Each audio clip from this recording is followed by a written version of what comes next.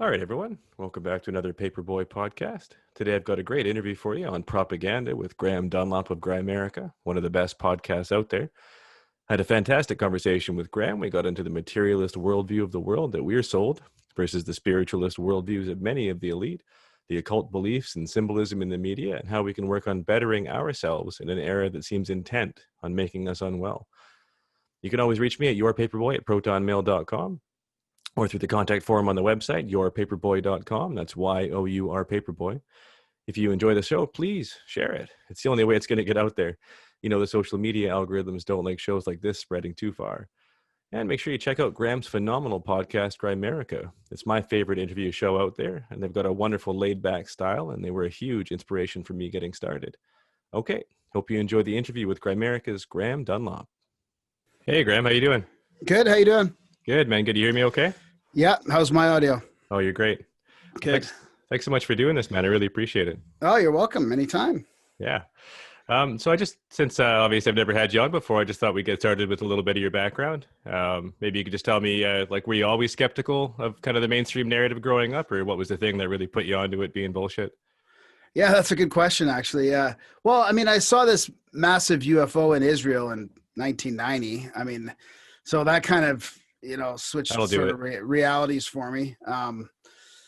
And yeah, I guess I have been sort of skeptical along, but I went through like an alcohol drug recovery process in 2008, and I was listening to a lot of podcasts back then, and I went through the whole skeptic guides to the universe. Like I went through this whole skeptical phase as well until I realized that, they're just making fun of people who have seen UFOs and shit. Like there wasn't really any scientific merit to that whole thing as well. And then I kind of jumped into a whole bunch of other style of podcasts and all that. So I think I've been fairly skeptical all along, but I lost a lot of that interest for maybe 10, 15 years there between 95 and 2008 kind of thing.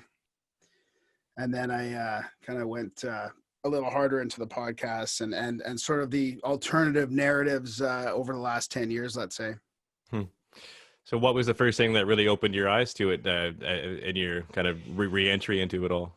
Well, I do remember during that time, in the middle of all that, 9/11 did happen, and I was very, very skeptical of the response. At that time, nationalism kind of creeped me out. I was like, what?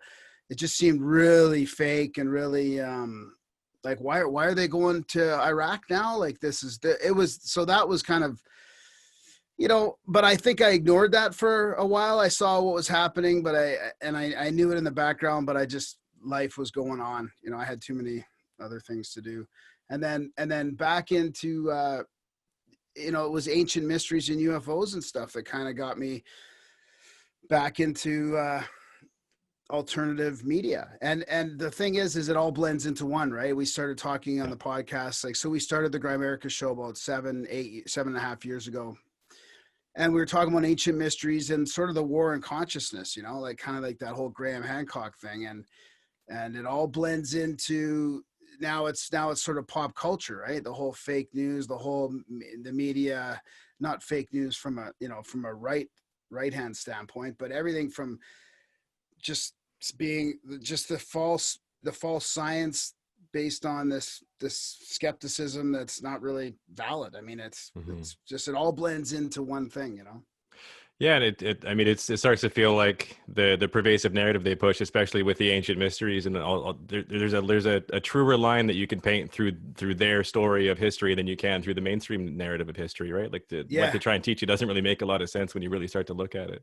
Yeah, exactly, and it's fascinating with all the the sacred geometry of the buildings and the symbolism, and I think that they were way smarter than we give them credit for in the past, and they didn't have these distractions. I mean, I think they were connected to each other and to the universe and nature way more than we give them credit for.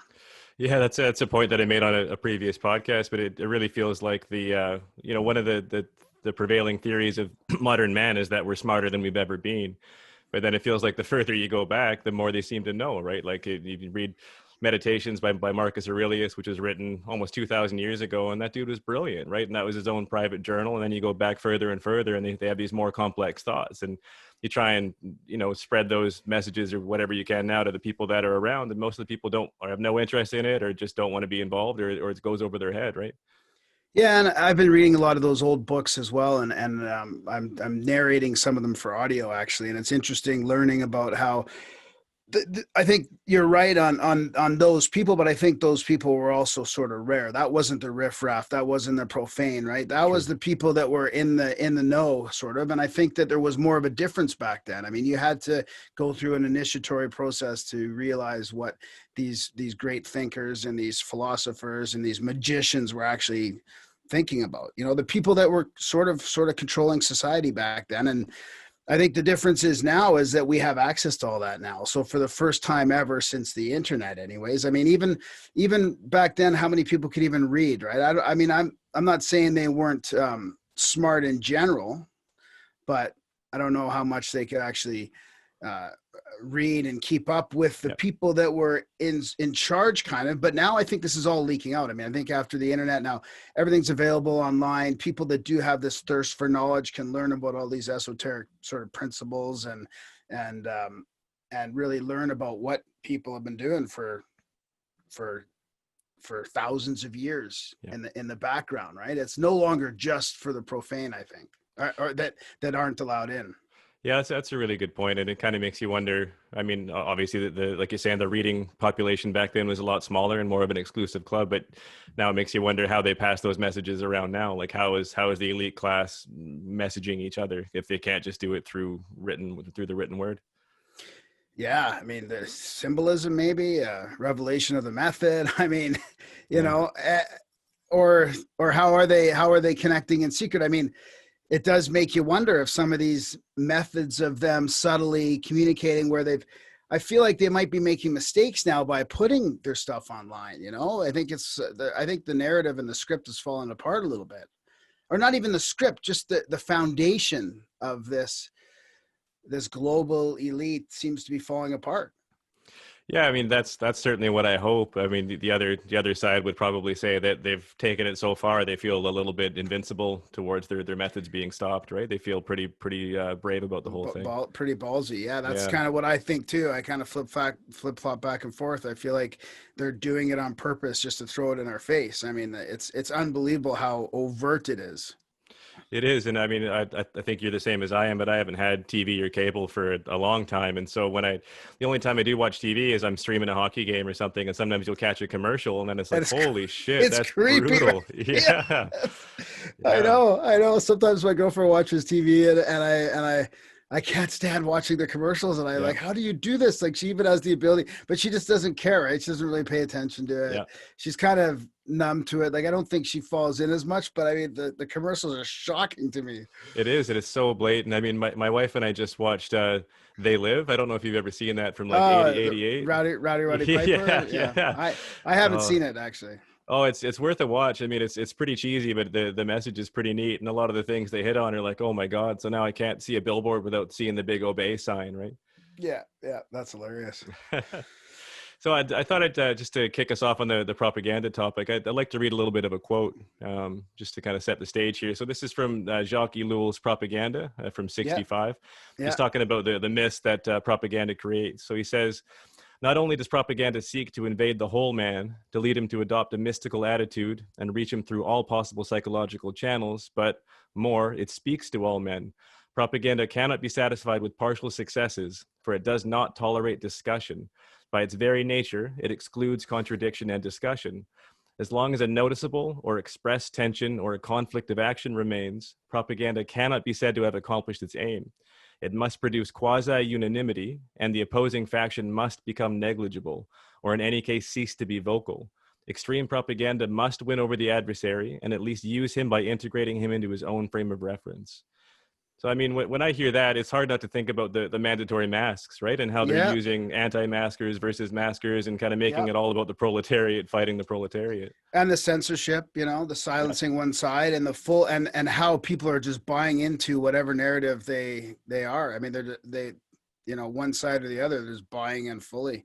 That's what I love, is those quotes from these guys back in the decades and decades ago that kind of show what the plan was.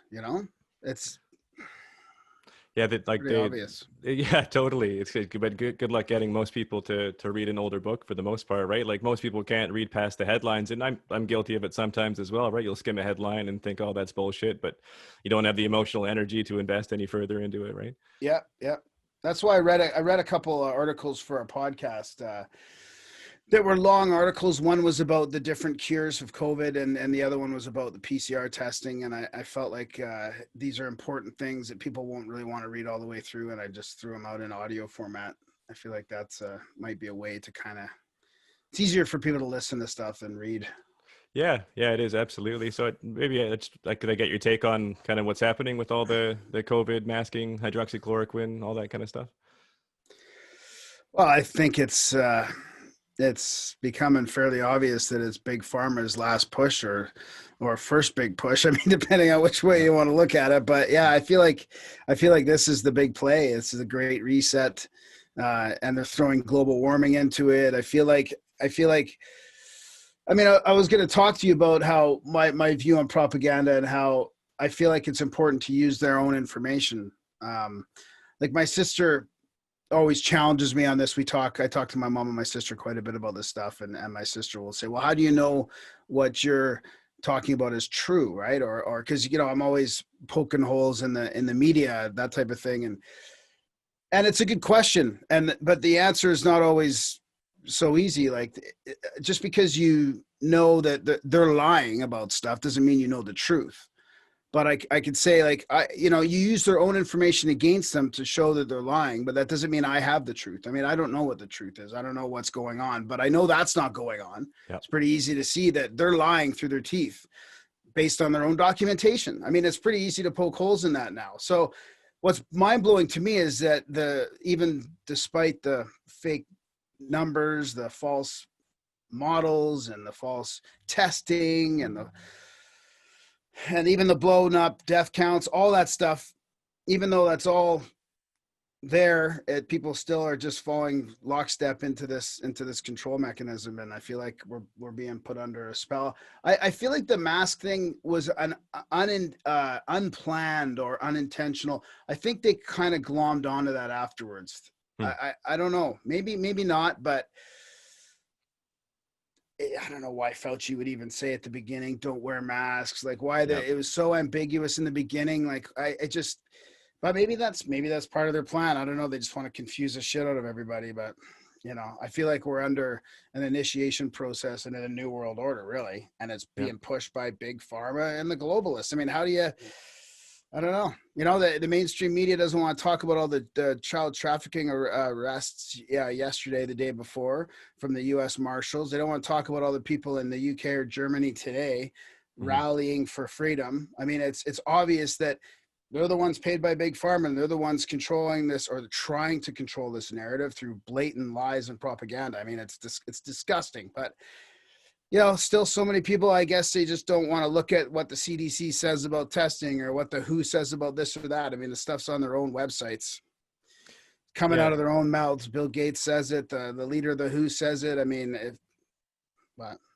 It really does feel like confusion is a main aim of theirs here. Like it seems like they want to get people arguing, like the shooting that they just featured of I can't remember his name, the guy that the NBA stopped playing for and the NHL stopped playing for. The guy that was a wanted rapist and on trespassing charges, all these kinds of things. But it seems like they pick these areas to focus on because they know for a fact they're going to get people arguing over it, and it's going to cause more division. And it seems like the same thing with masks. Wear masks, don't wear masks. They work, they don't work.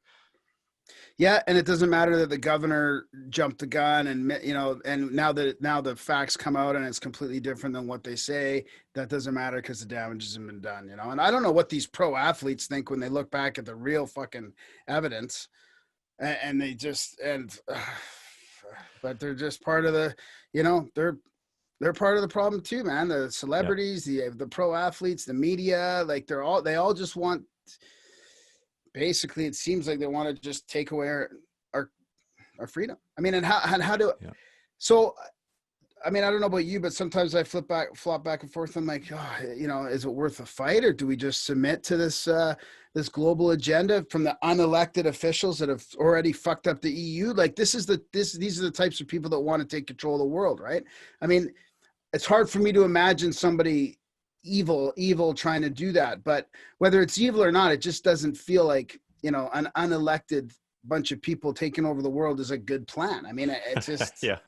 but I can see how other people think that, you know, I don't even like using the word globalism because it's got weird connotations now, but that's kind of the only way you can describe it in a way.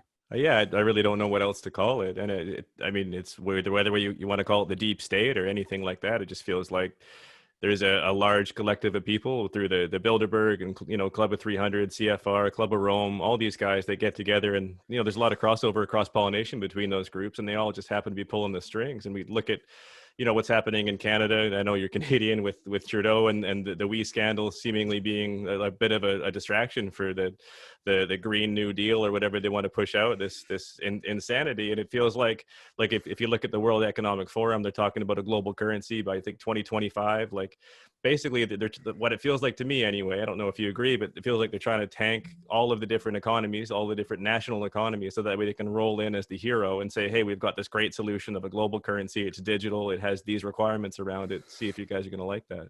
Yeah, it's the Great Reset. I mean, they talk about it openly. There's a whole page on the World Economic Forum, the Great Reset. I mean, there's a whole bunch of articles about it, and they're already pushing climate change in there as well. So they're going to get their Agenda 21 or their Agenda 2030 in this whole thing. They're going to build back better, is the term you're hearing now across, like Justin said it the other day. The EU is talking about it. I think Biden. So all these globalist politicians from all different countries are using the same lingo, the build back better. They're going to try and do what you said, digital currency, get everybody on the social credit, and basically just comply, citizen, take your vaccine. And I don't know. I mean, I don't even want to think that that's going to be mandatory vaccinations, but that's kind of what they're saying. I mean, are they bluffing? Are they, what are we going to have to do if we don't want to take the jab? Right. I mean, I had a talk recently with my mom and my sister and my family, like my girlfriend knows too, that if it comes to that, like they have to know I'm ready to pretty much separate from, I'm not participate in this technocratic society because I'm not going to take the jab. I mean, and that doesn't mean I'm anti-vax necessarily, although I probably am. But it's funny. I was in a podcast last night and I saw some of the comments because when I mentioned that, they just automatically said anti-vax. I'm like, so just because I don't want to take this fucking RNA changing, rushed, fucking warp speed vaccine, that means I'm anti-vax? I mean, I am, but you know, no, it's crazy. Label me that way. That's right. The propaganda around vaccines is so strong already, right? People are just absolutely brainwashed. And like, I've got a couple of young kids, and you know, that's something that I went way down on the rabbit hole on. And it feels like you try and bring that up to other people, and it's such a contentious issue. If they have kids, they're sensitive about them giving them vaccines and worried about having harmed them. Or people who just think that there's no way that anybody that's in a position of power would ever do anything to harm them. But when you start to look at what actually gets rolled out, it seems crazy. Like, who wants to be a beta tester for a vaccine? Yeah. Yeah. Do you think that people are feeling different now, that it's not just about the kids, it's about themselves? Like, do you think people will wake up because they have to take the jab themselves? I hope so. But I mean, like you look at what they're rolling out now with the propaganda, and they're talking about Guillain-Barré syndrome or Guillain-Barré. I'm not really sure how you pronounce it, but they're essentially saying that those same symptoms, which are a known side effect of the flu vaccine and other shots that kids get, they're starting to say that that's a COVID sign or a COVID symptom of paralysis. They're getting ready for it. So when that happens after the vaccine, they're going to say, oh yeah, that was already there. We already talked about it back then. That propaganda report's great for that kind of stuff. They're recognizing a lot of that stuff. No, it's insane. And when it comes to talking to other people around, like I don't want to say I've given up, but I kind of have, in a sense of like my family knows where I stand with things, and we're all kind of on the same page in terms of trying to get out of the city and get a little place to farm somewhere and kind of build a little community that way. But you know, I work at a really big mill, and I talk to a lot of these guys around, and they're all bought into the mainstream stuff, right? Like every now and again, I'll have a kind of a hushed conversation about, because they know I'm the conspiracy guy. They want to know what I think about. But I think to them, it's more of a novelty than anything. They're, you know, I'm the toy they want to look at or listen to for 20 minutes of a rant, right? But it's just, nobody gives a shit. It feels like they all want the jab. They all want to be part of that technocratic society. Wow. Yeah, that's crazy to me. Yeah, I don't know. So I thought we could start just by touching on some of the myths that propaganda has turned into these beliefs or root assumptions that people carry around. I mean, for me, one that comes to mind is this materialist versus spiritualist almost attitude, right? It seems like the ruling class have a whole set of esoteric beliefs that they carry about the human spirit, but no part of that makes it to the materialist worldview that we all are forced to carry around. Yeah, I love that. That's a fantastic topic. I mean, that's to me the crux of the problem is where we're living in this materialistic paradigm. It's like a schizophrenic paradigm where all the people, or not all the people, some people you love that you have these beliefs in, whether it's, ghosts or UFOs or whatever kind of like extended consciousness kind of thing. And yet we're living in this paradigm officially that's materialistic, and yet the elite occultists, they don't believe that. Yeah. I mean, all these secret societies, they all believe in more than that. I mean, it's so funny, but that the outward facing thing is materialism, right?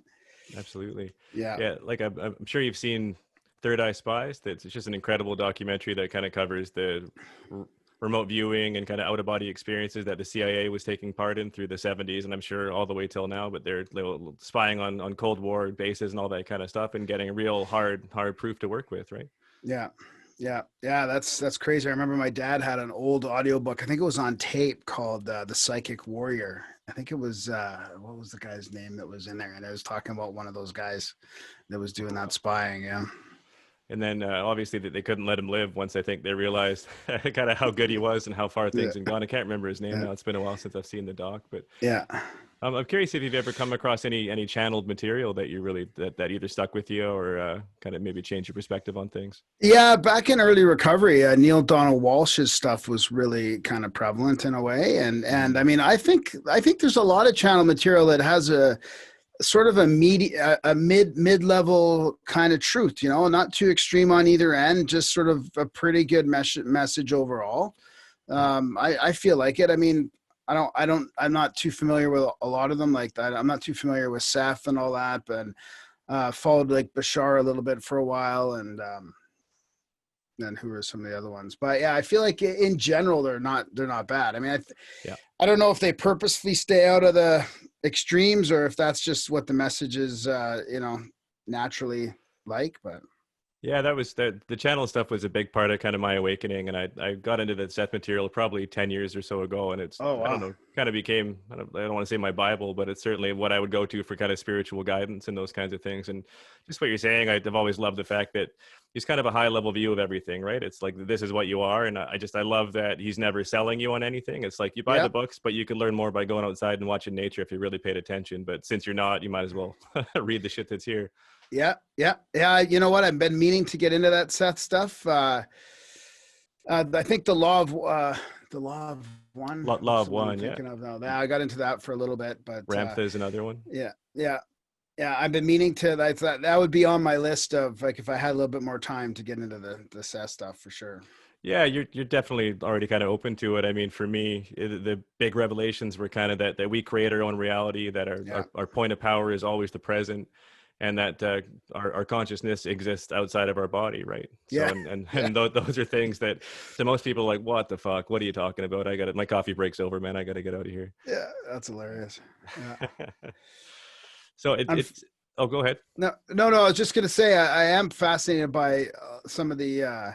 Have you followed any of Chris Knowles' work lately, or any of the deep state connections with UFOs and all that? I mean, speaking of channeling and stuff like that. I mean, I gotta give a plug to some of these guys like Isaac Weishaupt and Chris Knowles and some of your past guests as well, like the Propaganda Report and Charlie Robinson. And I mean, I don't know if there's anything there at all, but if you look at the connection even between Maxwell and UFOs and Crowley, it's pretty mind blowing.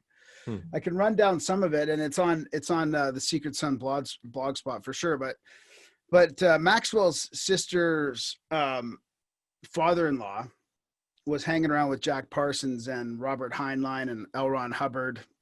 He actually created JPL with Parsons. His name's Frank Molina. And those guys were performing like basically occult summoning ceremonies in the desert, called Babylon Working. They're trying to summon the whore of Babylon. And they were with this lady. This is way back in the 40s, 46, I think it was, which is weird. Like the whole UFO mythology in the 40s and all that. And that was with this lady named Marjorie Cameron. But Maxwell got arrested on UFO Day as well in New Hampshire, right off of Highway 93, which was where Crowley was back then in New Hampshire, summoning Lamb, basically the first gray alien. 93 is like the number of the Thelema in gematria, I believe. And it just leads to you to wonder, like, how so the people that are sort of responsible for some of the contemporary human trafficking are somewhat related to these deep state characters that we all know the names of all these people. I mean, practicing sort of Crowley's magical stuff. And people that were very important to our contemporary society. I mean, some of the sci-fi writers, the creators of these religions, these freaking technological companies like NASA and JPL. I mean, and then it kind of leads to Podesta and Clinton. So New Hampshire's weird, like lots of crazy stuff. Some of the more prevalent. I should have had his website open right now, but some of the more Betty and Barney Hill, the first big abduction case, happened right in that area as well. This is where Ghislaine was and where Crowley was. Clinton went there to do her little disclosure piece on her interest in UFOs with this guy in Conway, who was, I think, friends with a guy that just got arrested for child trafficking.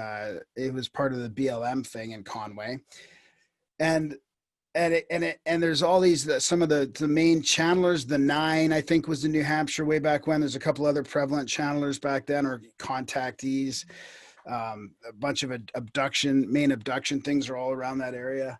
And then, Podesta and Clinton they were the disclosure. They were going to be the disclosure team. Yeah.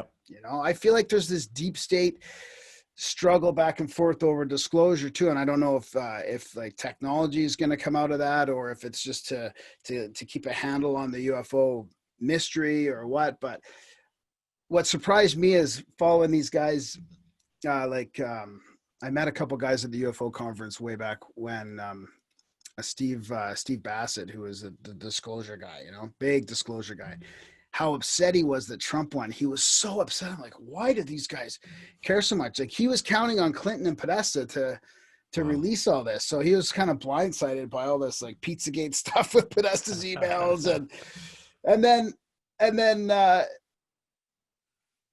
and then the guy, the next day, I think it was very shortly after, the next day, the guy from the head of MUFON got arrested for solicitation with a child. And the Tic Tac guy video lives right near there in New Hampshire. Even the Wayfair office is there. And there was a recruiter named Rachel Chandler, is that a coincidence that, hanging around with the Clintons? And, it's just like, that's just a scratch the surface of all these connections between maybe trafficking, UFOs, occult stuff, the deep state, the current politicians. I mean, it's just like Isaac Weishaupt said, it almost seems like this foundation has been built on that economy of human trafficking. And I don't know, how to tease apart like human trafficking for sex slavery and occult rituals and organ harvesting and all this stuff, like how to tease apart what's the main thing there. But I mean, If you lump it all together, it's pretty huge. And it seems like it's falling apart. It seems like the structure is cracking, Yeah, I have no idea what to make about the UFO thing. I really don't. Like, I believe that we're not alone, but who knows if it's coming from space, or if space, like, you've obviously heard Crow 777, and who knows if he obviously doesn't believe space is what they say that it is, and he thinks that, it could be interdimensional beings, it could be all sorts of creatures. It feels like everything that the government tells us has an ulterior motive. And so when they start to say that there's disclosure coming out for whatever the reason is, that it feels like, well, are they rolling out blue beam, or what's actually coming here? Yeah. Well, that's kind of what I feel like, is that last that last sort of trump card, pardon the pun, is disclosure. But I mean, it's happening already. It's already happening. I mean, it's sort of dispelled. The whole thing is kind of dispelled, but it does make you wonder if that's one of the reasons why they're so anti-Trump right now. Like, there's so much pushback from Trump, because it does seem like that narrative's cracking. I mean, the whole foundation is sort of breaking, you know. When it comes to human trafficking, I mean, again, it's so hard to know how to tease apart what it's all for. Is it for adrenochrome, like the Q people will say, or is it just for sexual exploitation, or is it just for selling kids and or people just for the fact that there's a market there, right? Yeah, like, for 15 grand a pop, you know. Yeah, get somebody pregnant and bring it over for 15 grand. I mean, that can be a pretty lucrative operation if you do enough of them. That's right. And I think we all know that the CIA was heavily involved in trafficking drugs from, let's say, Vietnam in the 60s. And I'm sure they continue to. What's his name? The NSA whistleblower, William Binney, was just on Reddit for an AMA that got pulled down because he was he was going against the Russiagate stuff, right? Even though his evidence was, whatever you call it, certified by the Supreme Court, the Reddit still deemed that he couldn't have it up there. But he did have an AMA in the conspiracy subreddit recently, and basically somebody asked him about human trafficking, and his answer was, well, that the CIA has been involved through these different operations through drugs and all this other kind of stuff, and it's completely within reason that they would be doing it with people as well. Yeah. It's crazy how they take that stuff down, right? I mean, does that not why do you think people think that there's a massive conspiracy here? Because you can't even fucking talk about it. The mainstream media won't address it. I mean, come on, you guys. Like, it's crazy. I can't remember the woman's name now. The main doctor for America's Frontline Doctors. The Demon Sperm Collective, as the media would like to call it, right? Well, you must know that the Squarespace took their website down, right? So it was americasfrontlinedoctors.com, but then the CDC purchased americasfrontlinedoctors.org and redirects it to the CDC website. Yeah, that's crazy. See, that's what I'm saying about the big pharma push, right? Yeah.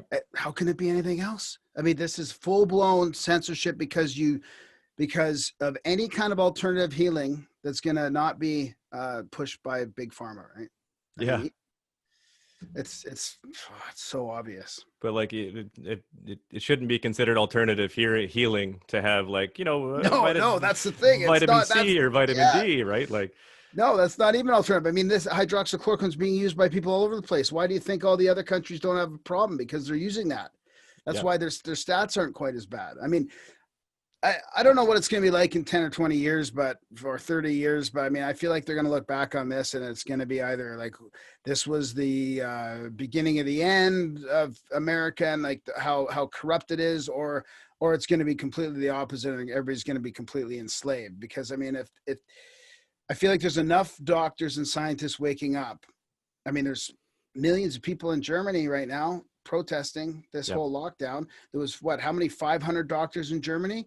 They're going to wake up here, and they're waking up in the States too. There's a whole, group of them that you think you start censoring them, they're just going to go away.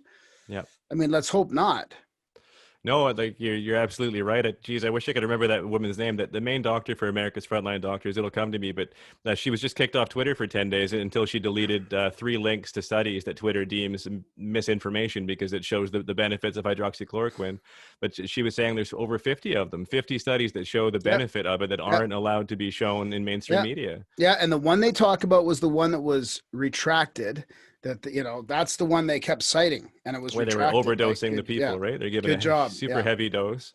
Yeah. And then the thing that would just like, it drives you crazy if you know anything about science, and I'm a peon, right? Like, I know I've got my grade 5 science hanging out in my head, but it's like the control that you're using needs to be a baseline, and they were loading the control with vitamin C, and on the non-control, they were loading them with a toxic dose of hydroxychloroquine. It's just insanity. Yeah, it's pretty disgusting. So I don't know. I hope the propaganda is so thick it makes me. Like you were kind of alluding to this a little while ago. I flip flop. Sometimes I just want to disengage from the whole thing. I'm like, this is such a, Darren, my podcast partner, has done a pretty good job at. He just doesn't give a fuck right now. Sorry if I can. No, you're good. Yeah. Swear about it. He's just like, he's gone out hunting. He's getting food for the winter. He's doing his thing. He's kind of disengaged from the whole pop culture political narrative because now politics has become pop culture, And but so do you disengage like that? I mean, part of me wants to just disengage from the whole thing, but if you can see, because you can't really unsee it. You see through the stuff, even it's just simple headlines. Like you read through the article and you realize it's not even what the headline said. I mean, it's all over. It's everything you hear about in the media is pretty much either totally twisted or completely a lie. It's mind-boggling, and so I don't know what to do. What do you do anymore? We talk about it. We try and be when we're speculating, try and say you're speculating. When you're talking about what you think is true, talk about what you think is true. But I mean, I'm not a journalist. I just like talking about strange subjects, and all this is overlapping into like one big propaganda psyop. And when it comes to waking people up, I mean, it kind of feels like these conversations have a benefit, but at the same time, it feels like anybody who's going to listen to a show like this or a show like Grimerica, it already has their eyes open to it. Yeah, exactly. So like, how do you actually reach somebody that isn't that way, right? Like, I don't know what you say or how you approach it. I know it's different from person to person, but I do feel like, and I've heard a lot of these guys talk about this, like people in podcasting, and I do feel like there's a big overreach happening right now, and there's a lot of the silent majority waking up, whether it's because they have to put a mask on every day and be reminded of this invisible enemy that's not even really affecting them. I mean, I think that must be waking a lot of people up to like, what is really going on here? And I mean, they just don't want to really resist, or they don't have the time to put into research. So they're just putting their mask on and they're going about their day, trying to blend in, but they got to be waking up at a deeper level. I mean, I really feel like I know that most of the people in my life that used to be sort of part of the narrative, now they're kind of asking me questions and like, what's going on with this and that. And part of it, they're like, well, they know they can talk to me about anything for one thing. And then when I usually give them the sort of the extreme view to kind of lighten the mood a little bit. And then we come up in the middle, but I think they're asking a lot more questions than they used to. That's encouraging, at least, right? If you get once you see a crack, you feel like you can kind of, at least it gives you an avenue, right?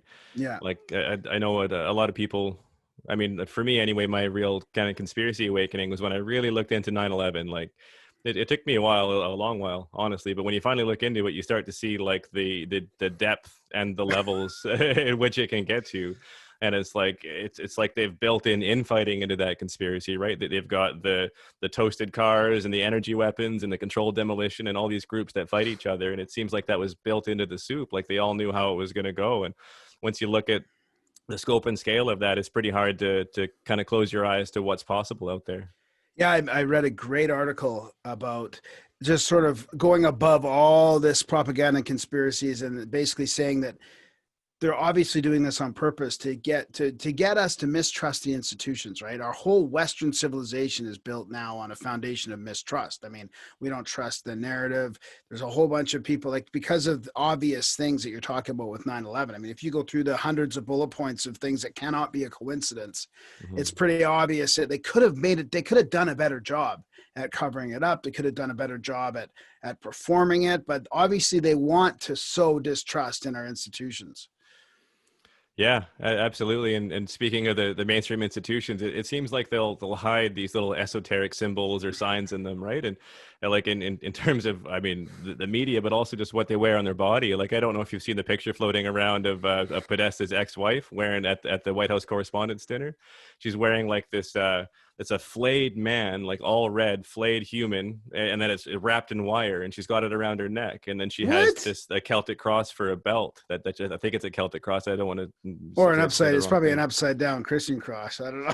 Yeah, well, like it has the little loops in it, almost like the two kind of infinity symbols with the cross going through it. But yeah, she's wearing a flayed man around her neck to a White House dinner, and it's like, man, where's that coming from? That's crazy. I haven't seen that actually. But yeah, that's the thing. I mean, the one thing that Q says that makes sense is symbolism will be their downfall. I mean, it really feels like that. I mean, these people are too brazen right now. I mean, they're getting some pushback, even though social media is so censored. I mean, look at the Chrissy Teigen thing. She puts out all these fucking disgusting tweets about kids, whether you're joking or not. It's just inappropriate. Yeah. And she's getting a bunch of pushback now. They just either, like you said, they have balls and they think they're unstoppable, or the symbolism will be their downfall. I mean, it's like, I don't know if it's the same as letting a vampire in the house, but I do like that analogy of, you know, they're having to almost reveal the methods because it's in some way of subconsciously getting invited into the house, and then they can do whatever they want. But it's so overt right now. I mean, the music videos, and I love, you know, there's guys like Isaac Weishaupt and Jay Dyer and all of them doing fantastic work on breaking this stuff down. Yeah, for sure. And they go like hard in the paint, as Tripoli would say, right, on all that stuff in a way that honestly I didn't really know that you could. And when you start to listen to their stuff, when they break down these different unique films and things like that, it makes it all really, really apparent. What was I going to say? Yeah, it's like it makes you realize that, or it makes me wonder, because I heard this years ago and I wasn't ready for that. I wasn't ready for that symbolism, occult, Hollywood, mass media conspiracy. Like that takes a long time to wake up to. But when you start to realize the depth of it now contemporarily, you wonder, like, was this how they did it way back when in the early 1900s? Like, was this part of the programming? I mean, it does seem like that was part of the agenda back then. And then when you read enough, like you mentioned that quote from the 60s, I mean, there's quotes going all the way back to the early 1900s and I mean further back, that they wanted to take over America and make it part of the world. Like, America was the, you know, maybe it was the experiment for some people, but for some people it was in the way of the New World Order. They've been talking about that for a long time. So if the elites had that plan back from the early 1900s, it's one, you know, why some of the wars were started. Maybe that's how back the propaganda in Hollywood goes. Yep. Yeah, and it really seems like America is kind of like the military wing of the New World Order, right? They're there to kind of flex on everybody and get it rolled out the way that they need to.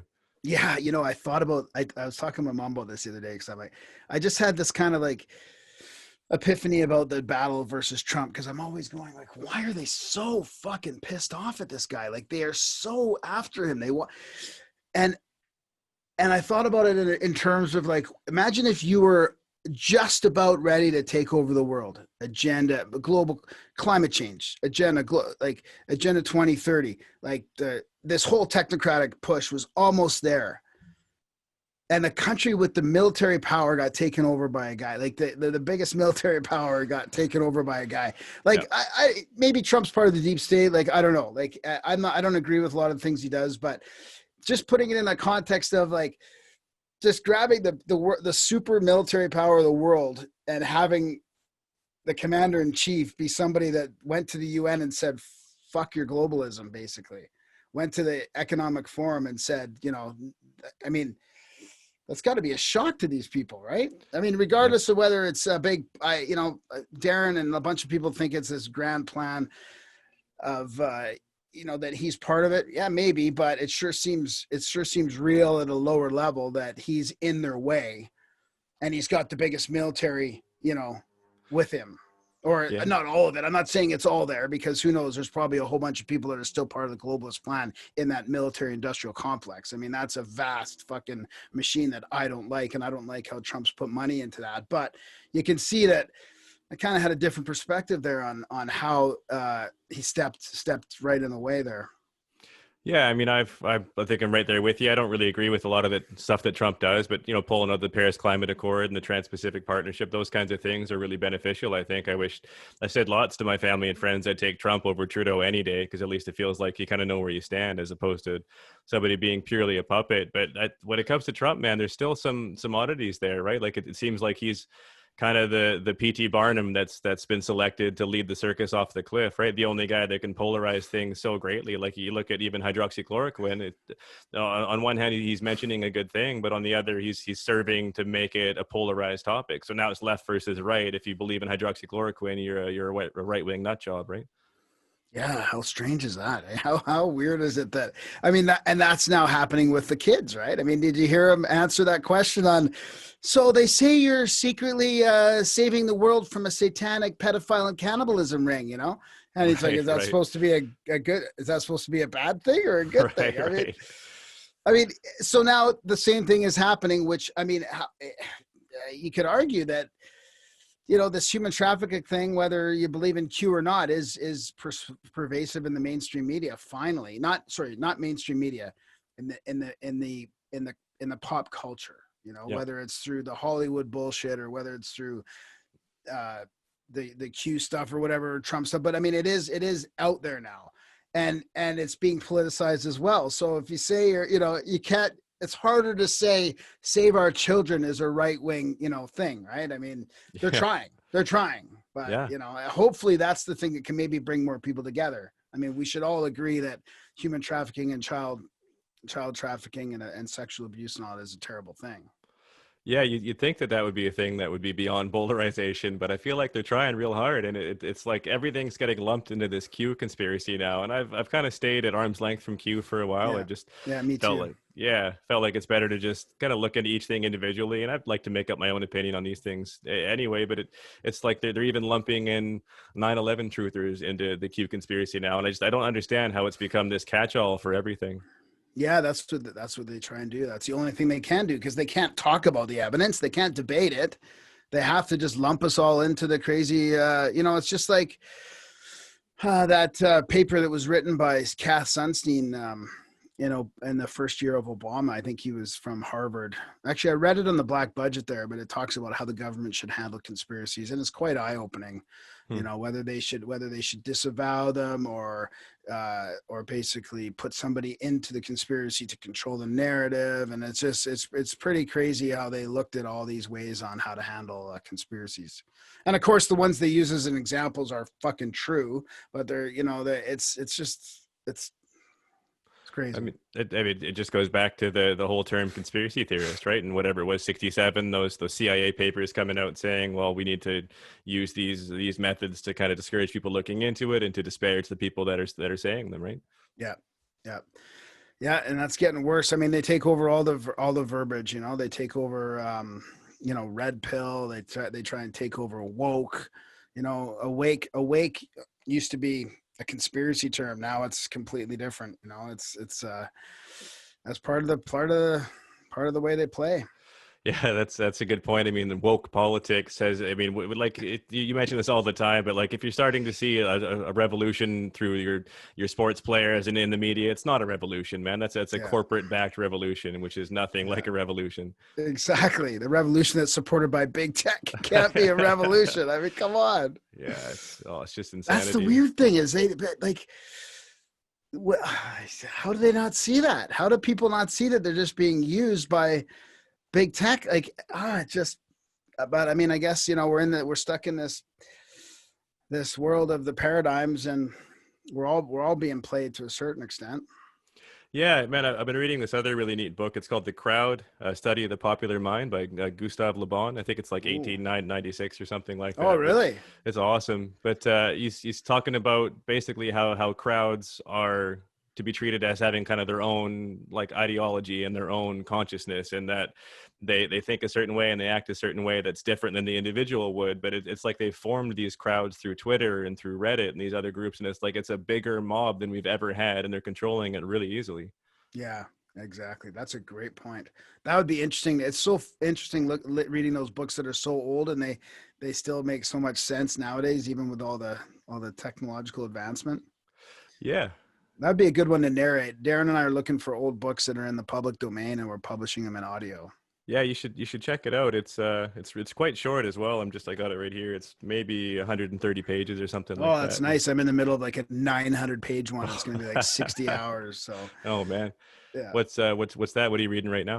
The Secret Doctrine by Blavatsky. Okay. And we just read the Secret Societies of All Ages and Countries. That'll be coming out, and as well as they all have secret in the name for some stupid reason. Yeah. And then Secret Teachings of All Ages by Manly P. Hall as well. It's like, that was a huge one. It's like going to be about 44-hour book when it comes out. Oh, wow. That's awesome. Yeah. It's nice that you can do that for people. Yeah. Well, one of the neat things I like about these older books, like one of my favorite books is Think and Grow Rich by Napoleon Hill. Yeah. And I just love that book, and it's like a distillation of every self-help kind of book that you have out there now. But you could read 1,000 books that are coming out in the modern day, and it would cover a portion of one chapter. But he's got it so condensed, right? It's the information is all packed in there, and it's the same with these old books from the 1800s or whatever. It's like it may be a bit tougher to read, but I think it makes you smarter. You're looking up words, you're trying to understand their more complex sentence structures, but it also gets to the point way quicker. You're not wasting so much of your time just trying to get through it. Yeah. Yeah. Yeah. That's great. So I think one of the other kind of myths that gets propagated that people may not even realize is a myth is just the myth of money, of the myth of currency, right? The fact that we have this fiat currency, and most people know what a fiat currency is, right? It's not backed by gold or silver. Its value is what people think that it is. But that essentially means that you're always going to have a propaganda campaign trying to push up the global currency, right? I mean, the US being the currency of exchange globally means that they mandated to have a constant push to try and make that value higher, right? Yeah. Yeah. Did you watch Zeitgeist at all back then? Yep. Yeah. That kind of was another layer of awakening for me too. Yeah, I feel like we're really trapped in this whole thing. I don't think we can get out really of the currency problem. I mean, I think back Canada was probably one of the last ones to, I think we built our national highways and all that on, I don't know if the money was backed, but it was from the government and not the banks. And at least it was, I think it was properly used, right? as much as it could be, funded like by the government instead of the world banks. Yeah. Yeah. Yeah. I think that ended in the early 70s, I think, yeah. And it's hard not to talk about central banks without people hearing anti-Semite, right?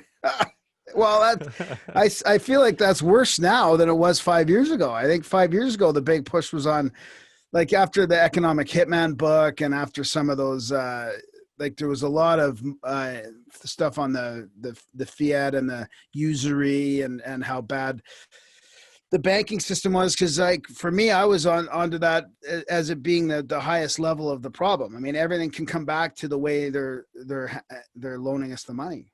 It seems to be the core of the issue is the central banks. I mean, it all comes back down to that the nations are in debt, the people are in debt to the central banks. I mean, we can't have a proper backed monetary system, but I guess I think we're so far away from that. I don't know if it's even possible to. Now it's funny how that just now it's just lower interest rates and we'll fucking loan you whatever we want. Modern monetary theory. I mean, that's something I'd like to get into on our show a little bit, is learning more about that. I mean, it's not working the way it is, and I don't know if that's any better or worse, but it'd be interesting to see how that would go compared to the way it's going right now.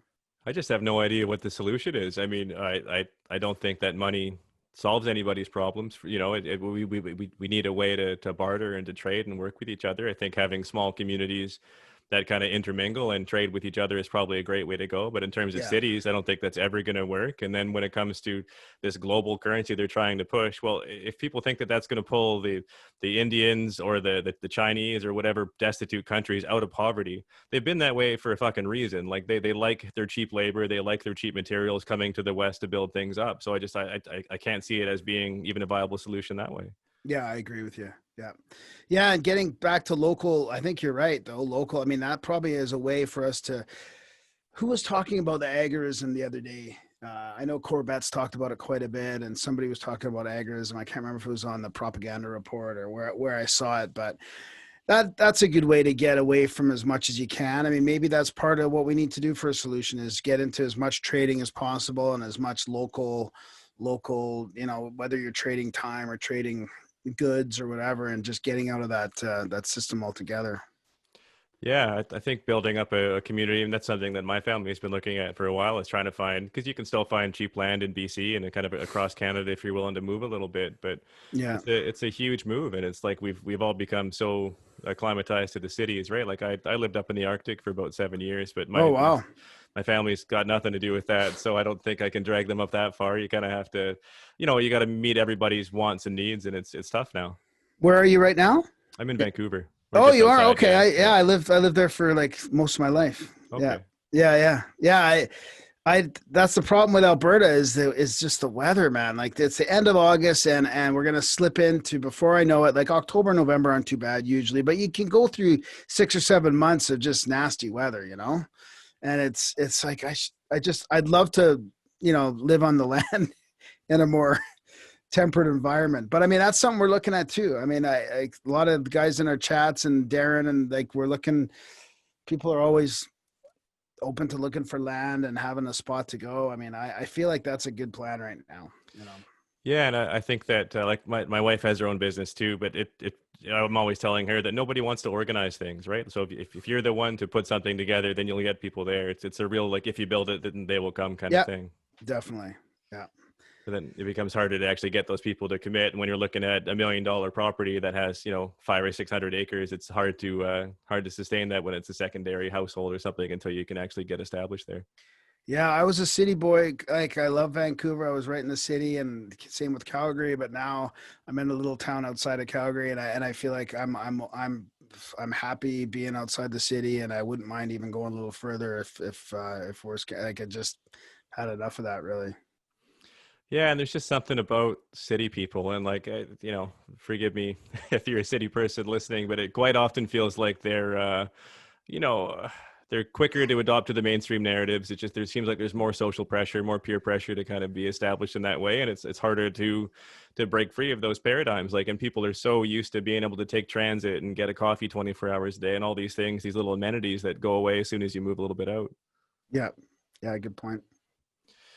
So, like when you're looking forward, what's hopeful for you? Where do you find hope, kind of looking into our future? Yeah, that's a good question. I don't know. That's a tough one. I think that's one of the things I've been trying to consciously do is instead of being scared of the the overreach by the government and the tyranny that seems to be upon us and getting worse, is to think about the times that we're living in and the interesting times, and almost treat it like a game in a way, like for me to level up myself, like instead of focusing on sort of fantasy kind of stuff, just focus on myself and what I can do to be a better person and to be better prepared physically, mentally, spiritually, and with just equipment and skills. I mean, Darren's already sort of doing that with his hunting and all that. But I mean, I think I'm looking forward to just knowing more about just life skills and learning a little bit more on my own, just in case. And I would say that I want to try and manifest, my own future as well. I mean, for me, my future might end up being more online as far as career goes, which is risky, but if that's not available, then there's going to be bigger problems than me getting work online. It's going to Yeah, be like society. If we don't have access to the internet, society is going to be going down pretty fast for other reasons. So my yeah. my online income wouldn't be as risky as I thought. Darren kind of put things in this perspective for me the other day like that. So I look forward to doing my own work a little bit more. Maybe not having a full-time job as much in the future, but doing more reading and more podcasting and stuff like that. And I think just being ready to create the world I want without participating in the technocratic society, like just looking at that in a positive way. I want to be sort of part of the freedom movement, and not just be following the technocratic push here. I don't know if that's really answering your question, but that's kind of what I feel like in my heart. Although it is tempting just to fall into line sometimes and say, well, fuck it, just give me your jab and give me your VR goggles and give me enough money to Yeah. eat, and I'll just stay in this fantasy world for the rest of my life. I mean, some people probably wouldn't mind that. I mean, I don't know. It does sound appeasing to some, I think. Well, I think that's they're setting the stage that way. With, you look at all the universal basic income and these things coming out, they're trying to Yeah. get people fat and lazy on the Yeah. government dime, right? Yeah. And I got fat and lazy over COVID. I mean, I got it. That's one of the reasons I got to get back in shape. I mean, I just expected to be well, I shouldn't say I didn't know what to expect, but I didn't snap out of it as quick as I should have. Yeah, man, I totally agree with you though. I've been really focused these last couple of years just on trying to get myself dialed in terms of being able to help myself and my family, like mentally, physically, spiritually.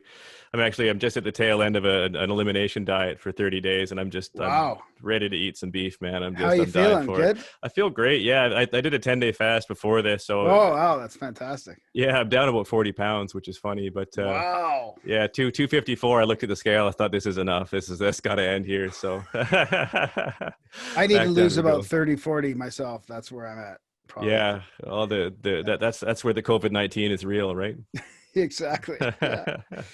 So the 10-day, I only made it to a 7-day fast. I should have went the whole 10, but I mean, I felt great at 6, 7 days. Yeah. Like it was incredible, the amount of energy and focus I had. And it was almost like a high in a way.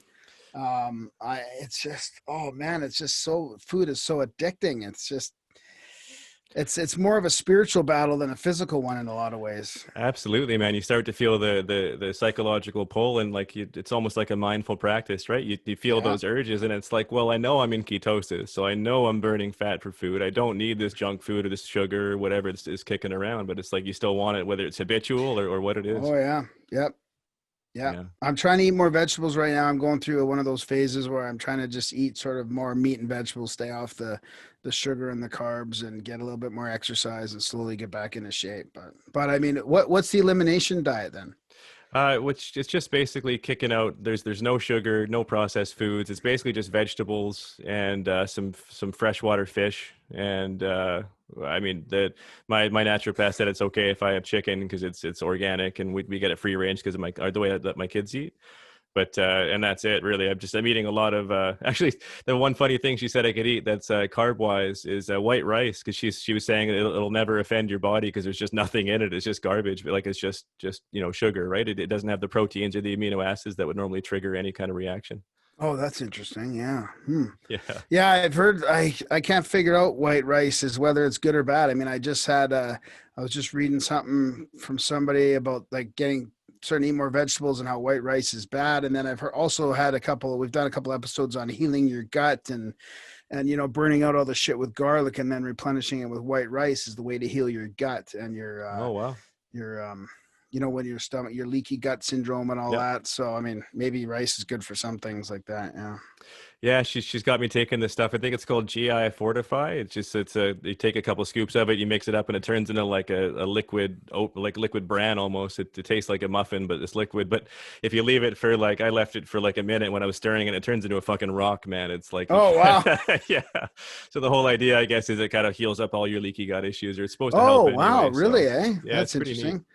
What's that called? You gotta email me the name of that thing. I will for sure. Yeah, yeah. I think it's GI Fortify, but I'll send it over. I'll send over the link to that the crowd book as well if you're interested in that. Yeah, for sure.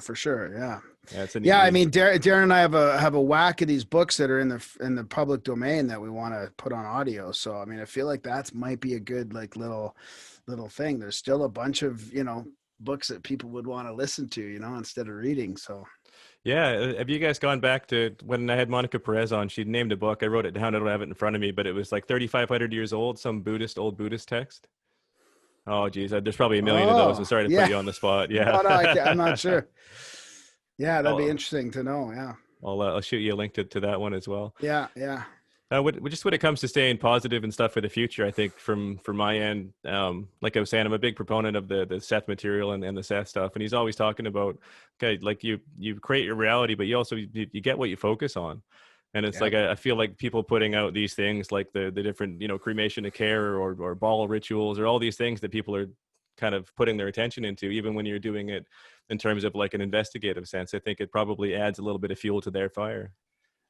That's a fantastic point. I mean, we were just talking about that last night. I mean, we had this big roundtable on the Aeon Byte podcast, and that's kind of just Darren's justification for disengaging, and it's, I think there's merit there, but so that's the big question for me right now is I'm not really on social media personally. I'm on Instagram for the podcast and our chat room, which is turning into quite a social media. There's probably almost 1,000 people in there. And there's a lot of the stuff you're talking about, links to this and that, and some pop culture stuff in there. And there's a lot of like like you're saying, the cremation ceremony and the evil symbolism that you might not want to look at, right? Yep. So that's the big question. How do we stay informed without getting brainwashed, or without putting our attention into it? Or does it even matter? I mean, I don't know. Like, part of me likes to stay informed to learn, but how do I learn without falling into that, putting too much attention on it and manifesting that? Yeah, you almost have to use it like your leisure time, right? It's like you with intention. It's like, okay, I'm going to take an hour in the evening and catch up on the bullshit, but you need to kind of compartmentalize it and know that it's just the bullshit. Yeah, that's probably the best way to do it. Yeah, just set aside some time, not yet, because I mean, how easy is it just to get on your phone and check Instagram and scroll through and start seeing all the riots and the propaganda and all that stuff? Yeah. It's too hard to avoid now, though, honestly, especially with the kind of the ubiquity of it all. It's like you're saying at the start, it's all tied together, right? You start looking at UFOs, it's 5 minutes. You're looking at Robert Maxwell or Ghislaine Maxwell and masks and pedophilia. And it all comes into one bullshit soup, right? Yeah, totally. Yeah. Well, Graham, man, I want to be respectful of your time, so that's probably a great place to end it. But thank you so much for coming on the show. Yeah, thanks, buddy. Good luck with your new podcast. Yeah, I really appreciate it. I'll have to get you on again in the future if you're willing. Yeah, for sure. Yeah, you bet. Yeah. Talk about some other stuff. So, Graham, thanks again for coming on. Thanks everybody for listening. We'll catch you next time on the Paperboy.